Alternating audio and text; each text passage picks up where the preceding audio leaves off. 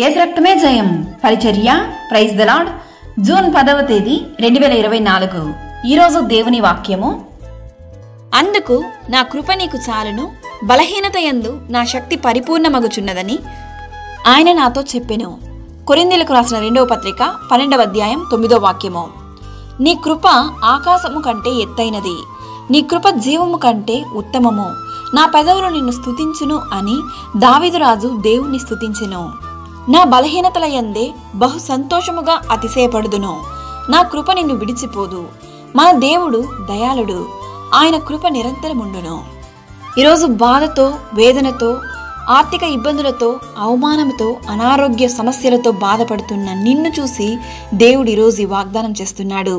నీ గొంతు మూగబోయి ఉండొచ్చు, కానీ నా యేసయ్య నీకు చేసే కార్యాన్ని చూసి నిన్ను హేళన చేసిన ప్రతి ఒక్కరి గొంతు మూగబోయే రోజు త్వరలోనే రానుంది. విశ్వాసంతో ప్రార్థించి దేవుని సన్నిధిలో వేచి ఉండండి. భూమి కంటే ఆకాశము ఎంత ఉన్నతముగా ఉన్నదో ఆయన యందు భయభక్తులు గల వారి ఎడల ఆయన కృప కూడా అంత అధికముగా ఉన్నది. మన ప్రభు అయిన యేసుక్రీస్తు కృప మనందరికీ తోడయుండును గాక. ఆమేన్. God bless you.